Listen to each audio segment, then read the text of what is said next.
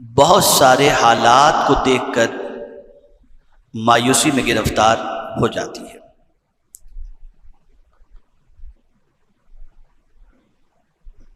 اس بات کو اچھی طریقے سے ذہن کے اندر محفوظ کر لیں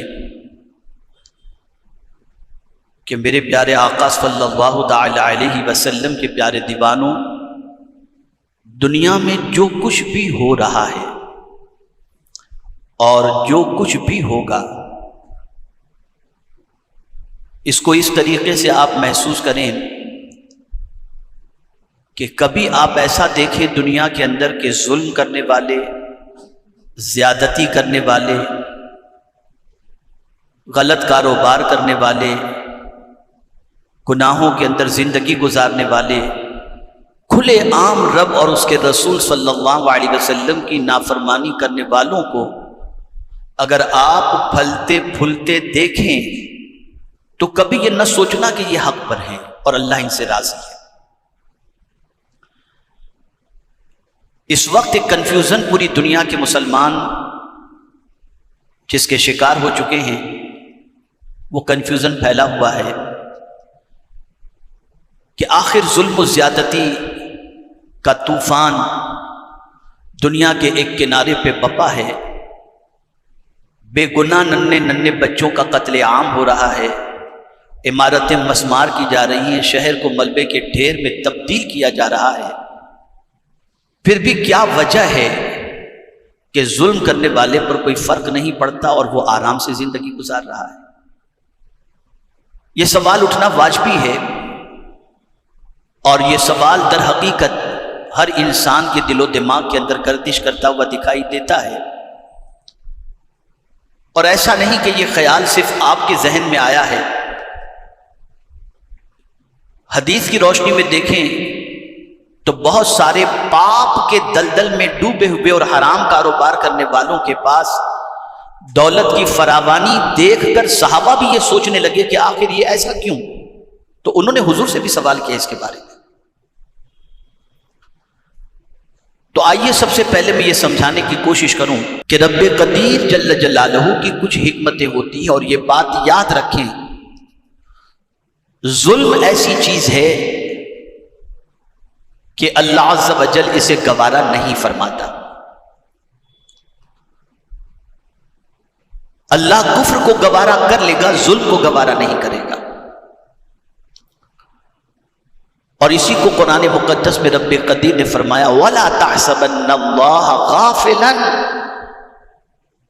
اللہ کو بے خبر گمان نہ کریں، عَمَّا يَعْمَلُ الظَّالِمُونَ، جو ظلم کر رہے ہیں، یہ نہ سمجھے کہ اللہ غافل ہے۔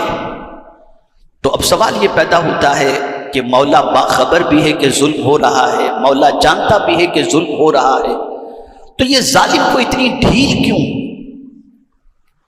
ظالم کو اتنی مہلت کیوں؟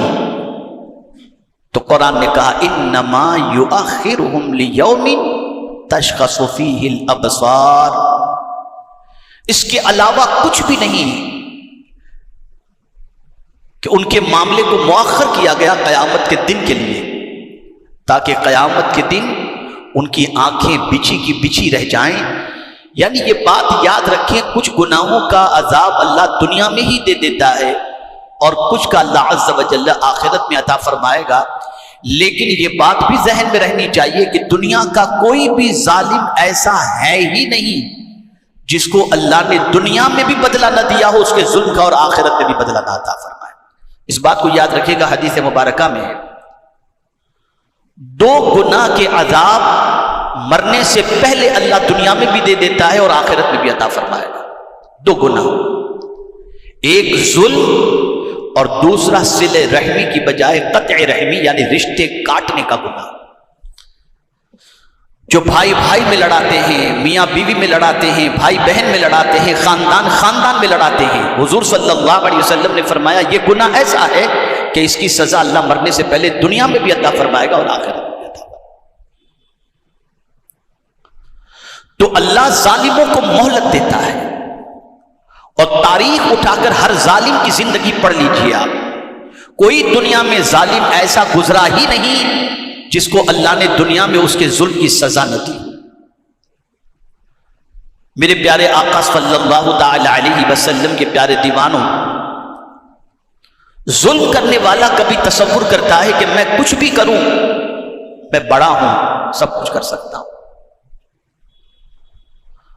اور سامنے والے کو کمزور دیکھ کر اس پر ظلم و زیادتی کرتا ہے۔ اور کبھی ایسی پوزیشن ہوتی ہے کہ مظلوم اتنا بے بس ہو جاتا ہے، اتنا بے بس ہو جاتا ہے کہ آواز بھی نہیں اٹھا پاتا۔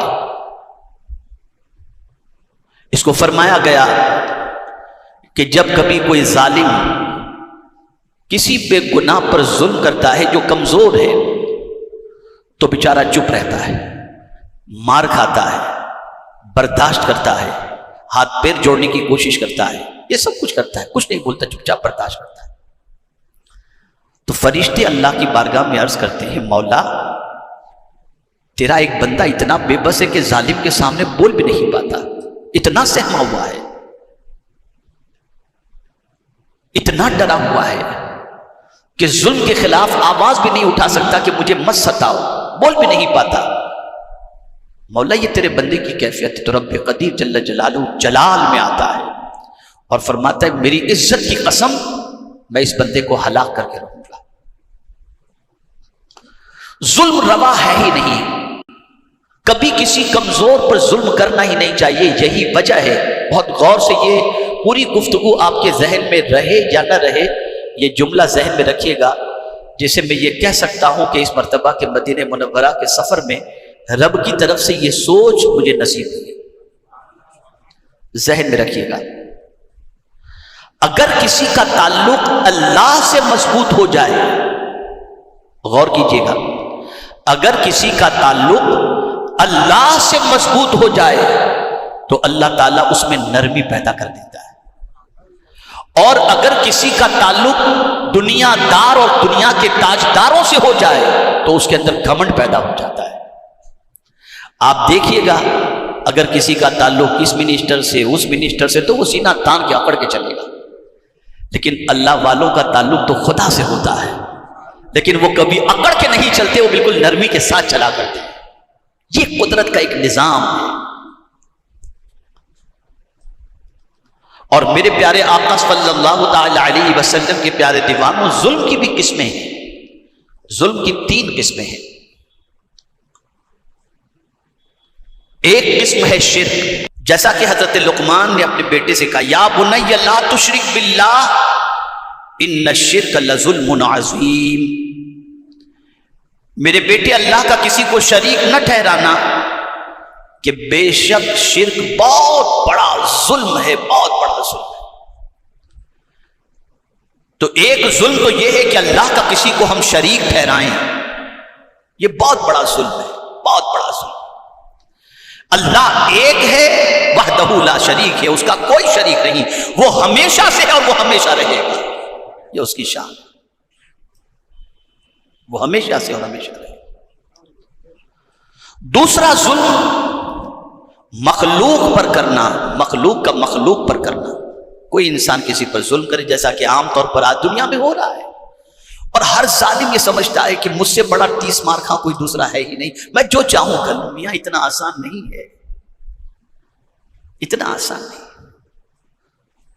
ظلم کی سزا مقرر ہے، وہ مل کر کے رہے گی، مل کر کے رہے گی، اور کیسی ملے گی اس کو بھی قرآن نے مینشن کیا، وَكَذَلِكَ أَخْذُ رَبِّكَ إِذَا أَخَذَ الْقُرَىٰ وَهِيَ ظَالِمَةٌ إِنَّ أَخْذَهُ عَلِيمٌ شَدِيدٌ۔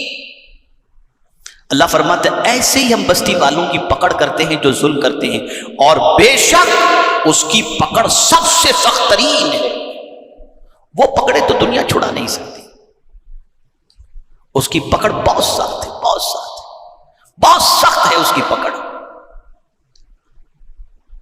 اسی طریقے سے ایک اور مقام پر رب قدیر جل جلالہ نے ظالم کے حوالے سے فرمایا کہ جو لوگ زمین پر ظلم کرتے ہیں تو اللہ عز و جل فوراً پکڑ کیوں نہیں کرتا؟ وَجَعَلْنَا لِمَهْلِكِهِمْ مَوْعِدًا، ان کے لیے اللہ نے ہلاکت کا ایک وقت مقرر کر رکھا ہے، جب وہ وقت آئے گا تو اللہ انہیں ہلاک کروا دے گا۔ یہ قرآن کا دستور بتا رہا ہوں، یہ قرآن کا قانون. اس لیے میری بات ہمیشہ کے لیے ذہن میں رکھو، کبھی کسی پر ظلم نہ کرو، یہاں تک کہ جانور پر بھی، اس پر بھی ظلم نہ کرو. اسلام ظلم کو پسند نہیں کرتا، اسلام ظلم کی اجازت نہیں دیتا، اسلام ظلم کو گوارا نہیں کرتا. جن جانوروں کو اللہ نے عقل نہیں عطا فرمائی اور جن جانوروں کے سلسلے میں کوئی جزا یا سزا کا معاملہ نہیں، لیکن آپ جانتے ہیں حدیث مبارکہ میں کہ اگر سینگ والی بکری نے بغیر سینگ والی بکری کو دنیا کے اندر مارا نا، تو قیامت میں دونوں بکریوں کو جمع کیا جائے گا. جس کے سینگ نہیں تھے اسے اللہ سینگ عطا کرے گا اور کہے گا اس نے تجھے دنیا میں مارا تھا، لے لے اس سے بدلا. یعنی اتنا اللہ ظلم کو ناپسند کرتا ہے، اتنا ناپسند کرتا ہے.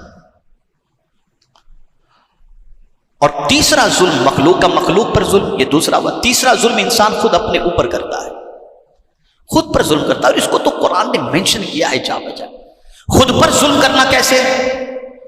تو خود پر ظلم کرنے سے مراد یہ ہے کہ آدمی اللہ کی دی ہوئی چیزوں کو اس کے قانون کے خلاف استعمال کر کے اپنی جان کو ہلاکت میں ڈال دے.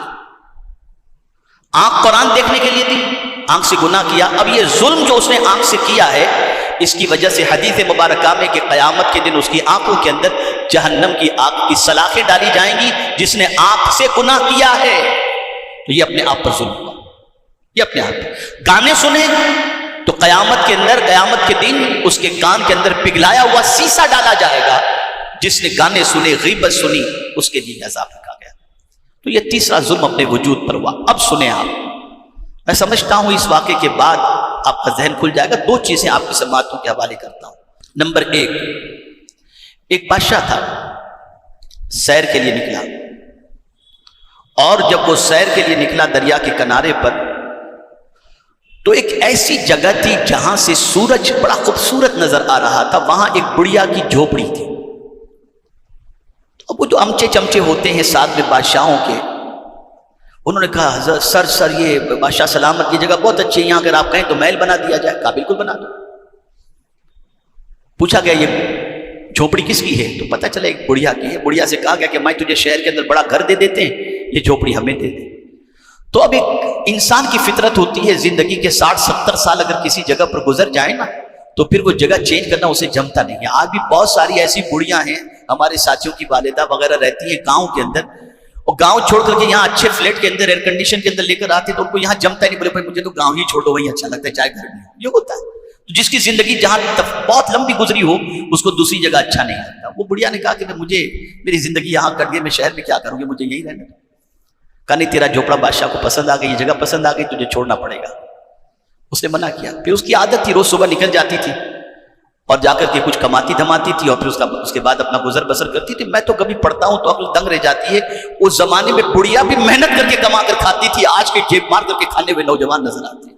یہ حال ہو چکا ہے. بڑھیا گئی شہر میں، واپس لوٹی تو اس کا جھوپڑا غائب اور کام شروع ہو چکا ہے. خاتون پریشان ہوئی. بہت غور سے سنیے گا. خاتون پریشان ہوئی اور پریشانی کے عالم میں سوچتی کہ میں کس سے کہوں، کیا کہوں، بادشاہ کا مقابلہ کون کر سکے گا. لیکن خیال آیا بادشاہوں سے بھی بڑا میرا رب ہے. فوراً مسلح بچھاتی اور سجدے میں جا کر کہتی ہے اے اللہ، میں یہاں نہیں تھی، بادشاہ طاقتور سمجھ کر جھوپڑا میرا توڑ دیا، تو کہاں تھا؟ بس اتنا دل سے کہنا تھا کہ بادشاہ کے جتنے محل شہروں کے اندر تھے وہ فوراً گر کر کے ختم ہو گئے، فوراً ختم ہو گئے. اور اسی لیے حضور صلی اللہ علیہ وسلم فرماتے اتقو، ڈرو مظلوم کی بد دعا سے، اس لیے کہ مظلوم کی آہ وہ عرش اعظم کو ہلا دیتی ہے اور پروردگار جل جلالہ مظلوم کی مدد فرماتا ہے. کبھی کسی کو کمزور نہ سمجھو، سب کا خدا ہے اور یقیناً اس سے بڑا طاقت والا کوئی دوسرا ہے ہی نہیں. انسان تمہیں کمزور نظر آتا ہے لیکن ہے جس کا بندہ وہ خدا بہت طاقت والا ہے، بہت قوت والا. کیسی قوت والا اس کو بھی سمجھ لو. وہ موت میں سے زندگی کے راستے پیدا کرتا ہے، موت میں سے. ایک سوال میں آپ سے پوچھتا ہوں، آدمی دریا میں جائے تو زندہ رہے گا کہ مر جائے گا؟ بھائی بولیے، جواب دیجیے، میں سمجھوں کہ میری بات آپ سمجھیں. دریا میں اگر گیا، تیرنا نہیں آتا اور دریا میں وہ گیا تو زندہ رہے گا کہ مر جائے گا؟ مر جائے گا نا. لیکن میرے کریم کی شان یہ ہے کہ موت میں سے زندگی کے راستے نکالتا ہے. حضرت موسیٰ کلیم اللہ علیہ الصلاۃ والتسلیم اور بنی اسرائیل کے لوگ حضرت موسیٰ علیہ السلام کے ساتھ تھے. سامنے فرعون کا لشکر آ گیا، ادھر دریا ادھر فرعون کا لشکر. قرآن کہتا ہے کہ فوراً موسیٰ علیہ السلام کے ماننے والوں نے کہا انا لمدرکون، ہم پکڑے گئے. اب پکڑے گئے یعنی اب بچنے کے کوئی امکانات نہیں. ادھر فرعون مارنے کے لیے پوری فوج کے ساتھ ہے، ادھر دریا، دریا میں جاتے ہیں تو ختم، فوج سے مقابلے کی پوزیشن نہیں تو کریں کیا. ایک ذات تھی اللہ پر امید رکھنے والی. سب مایوس نظر آ رہے تھے، لیکن حضرت موسیٰ نے کہا کلا، ہرگز نہیں، ان معی ربی سیہدین، بے شک میرے ساتھ میرا رب ہے اور وہ راستہ عطا فرمائے گا. یہ کہتے ہوئے آپ نے ایک عصا دریا میں مارا، وہ دریا جو موت کی جگہ ہے اللہ نے اس پہ راستے پیدا فرما دیے. تو یہ اس کی شان ہے، اس کی شان ہے، اس کا کرم ہے، اس کا احسان ہے. تو مایوسی اسلام میں ہے ہی نہیں. اپنے اعمال درست کرو، حرام کاموں سے بچو اور اپنی ذات سے کسی پر ظلم و زیادتی کرنے سے بچو. اللہ اگر قوت و طاقت عطا فرمائے کمزوروں کو اٹھاؤ، کمزوروں پر ظلم قطعی طور پر نہ کرو. جو کچھ دنیا میں ہو رہا ہے انشاءاللہ زندگی رہی تو آپ اپنے ماتھے کی آنکھوں سے دیکھیں گے کہ ظالم کا انجام کتنا سخت ترین ہوتا ہے. اس چیز کو یاد رکھیے گا، ہمارا عقیدہ اللہ کی کتاب پر ہے، اللہ کی کتاب پر ہے. اور یہ بات بھی ذہن میں رکھیں، کوئی ہمارا نہیں، اللہ ہمارا ہے، اس پر کامل بھروسہ رکھو. وَمَن يَتَوَكَّلْ عَلَى اللَّهِ فَهُوَ حَسْبُهُ، جو اللہ پر بھروسہ کر لے اللہ اس کے لیے کافی ہے. انہی کلمات خیر پر میں اپنی گفتگو کو ختم کرتے ہوئے پھر ایک بار عرض کروں گا، نہ شرک کی طرف، نہ کسی انسان پر ظلم کی طرف، نہ اپنے وجود پر ظلم کی طرف بڑھیں. ظلم سے اپنے ہاتھ کو روک لو. مجھے آج یہ خیال آیا ایک پریشان حال سے متعلق، بس صرف اتنا میں نے سوچا ابھی تھوڑی دیر پہلے ہی، جمعہ سے پہلے تھوڑی دیر پہلے میں نے سوچا کہ یار ایسا نہ ہوا ہوتا تو فوراً مجھے خیال ہے کیا میں اللہ سے بہتر جانتا ہوں؟ جو اللہ کرتا ہے بہتر کرتا ہے. ایسا نہ ہوتا میں کیا جاننے والا ہوں؟ کچھ بہتر ہی ہوگا جس کی وجہ سے اللہ نے یہ سب کیا ہے. میرے پیارے آقا صلی اللہ علیہ وسلم کے پیارے دیوانوں، مجھے چونکہ آج سید الشہداء سیدنا امیر حمزہ رضی اللہ تعالیٰ عنہ پر اور کچھ اور موضوع پر بولنے کا ارادہ تھا، لیکن یہ 2-4 دنوں کے دورے کے بعد بہت ساروں سے یہ بات سننے کو ملی تو میں نے کہا یہ شاید سب کے ذہن میں بات ہوگی تو اس کنفیوژن کو دور کیا جائے. اللہ ظالم کو ڈھیل دیتا ہے اور ظالم کی جب پکڑ کرتا ہے تو دنیا کی کوئی طاقت بچا نہیں سکتی. اس لیے ظلم بہرحال ظلم ہے، اس لیے اپنے ہاتھوں کو ظلم سے بچائے رکھیں. اللہ مجھے آپ